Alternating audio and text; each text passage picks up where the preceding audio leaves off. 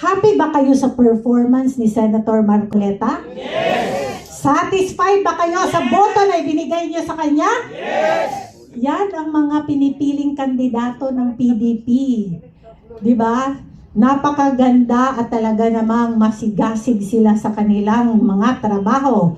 Kahit yung isa na ngayon, kailangan niyang maging wais. Kasi alam nyo, ang pagiging matapang, hindi pwedeng puro tapang at hindi ka matalino sa katapangan mo. At syempre, kahit ginigipit nila, alam natin na nagtatrabaho. Sabi nila, si Senator Risa Hontiveros ay ganito. Hindi nila alam na sa loob lamang ng ilang taon ay mas marami pang nagawang batas ang mga senador ng PDP kaysa mga ipinagyayabang nilang mga senador. So ngayon, ito, bibigyan natin ng pagkakataon ang kanyang abogado para basahin ang mensahe ng ating pinakamamahal, magiting at talaga namang tunay na ipinaglaban ang drug trade sa Pilipinas.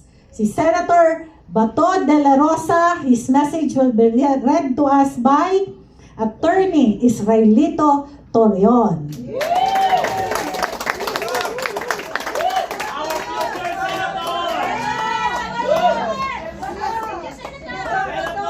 A'udzubillahisyaitanirrajim. Bismillahirrahmanirrahim. Assalamualaikum warahmatullahi wabarakatuh.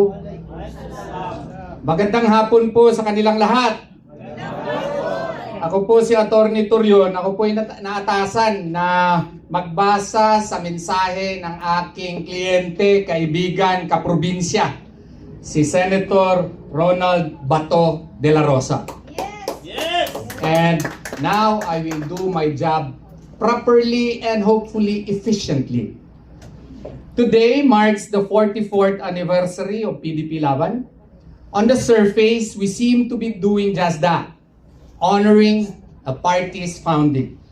But beyond the surface, today we also affirm a shared commitment of serving and standing with the Filipino people through every season. For 44 years, PDP Laban has remained a home for those who believe that leadership must always be rooted in conviction and responsibility, even if at times it comes at the expense of our own liberty. This anniversary comes at a very difficult time for many of us, a time that calls for quiet strength. Nevertheless, I face the present with resolve because I know I am not facing them alone. I draw strength from the ideals that shape this party, inspiration from those who continue to stand with me, courage from the ordinary Filipinos who believe that public service must always be guided by truth and fairness. At a time like this, I choose to stand firm even when the path forward is uncertain. PDP Laban has endured because it was never built for convenience. It was built for service, especially when service demands sacrifice. Through the years, the party has remained grounded on principles that rise above personalities, and those same principles continue to guide my actions today. As we celebrate 44 years of PDP Laban, I hold on to faith in our people and in the cause we serve. Together, we move forward steadily, hopefully all for the nation we love. Padayon ang laban. PDP Laban. God bless us all. Senator Ronald Bato de la Rosa.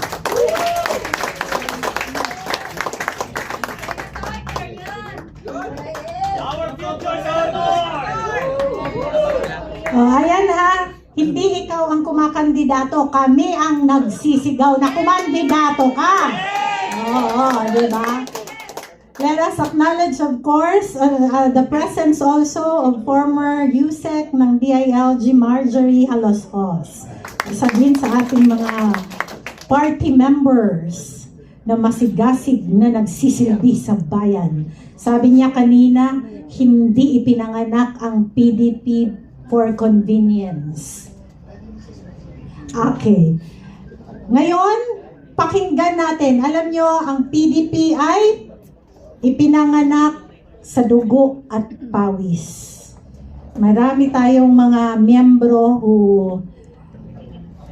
went ahead of us dahil sa pakikibaka at pakikipaglaban para sa kalayaan ng bayan. At yan ang isa sa mga katangiang maipagmamalaki natin sa ating partido.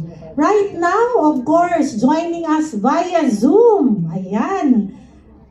Babatiin tayo at magbibigay ng kanyang mensahe ang number 1 senator ng 2025 election, pinakamasipag sa lahat ng mga nakilala kong senador.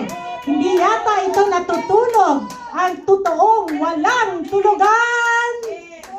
Mr. Malasakit himself, Senator Christopher Lawrence Bongo. Maayong hapon sa inyong tanan. Assalamualaikum. Assalamualaikum sa mga kapatid kong Muslim. Unang-una, happy 44th anniversary po sa ating partido, sa PDP Laban. Pasensya na po, nag-i-echo lang kaya nag-post po ako. Pero unang-una, let us pause for a moment na magdasal po tayo. At nakikiramay po tayo sa pamilya po, Tatay Digong, pagpanaw po ni Sir Bongo Duterte. Actually, kahapon po nag-attend ako sa kanyang cremation.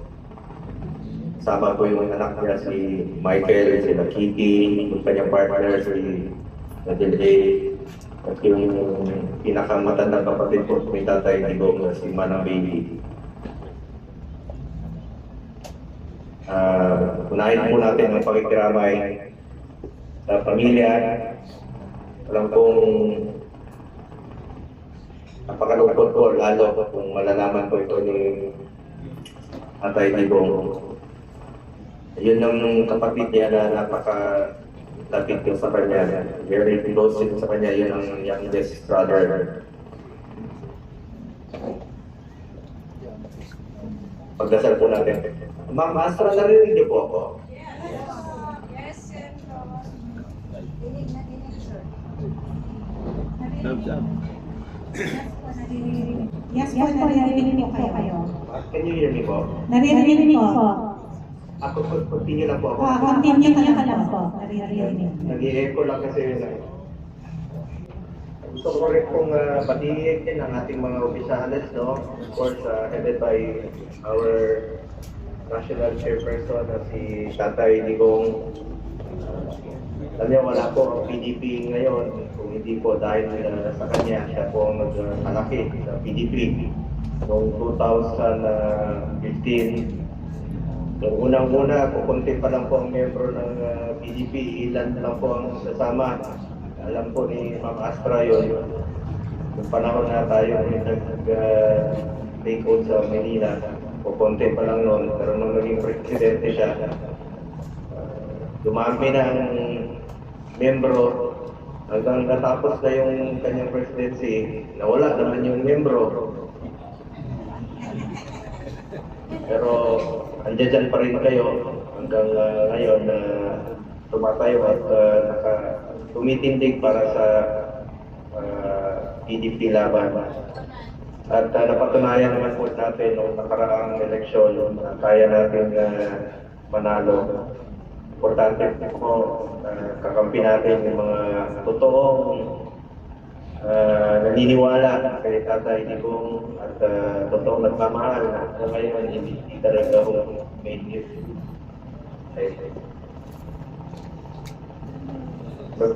So kung tigil yung National Vice Chairman, salamat po. Wala noon, hanggang ngayon, nandiyan ka. Secretary na Attorney Wendell Abisado, sir. Ferdy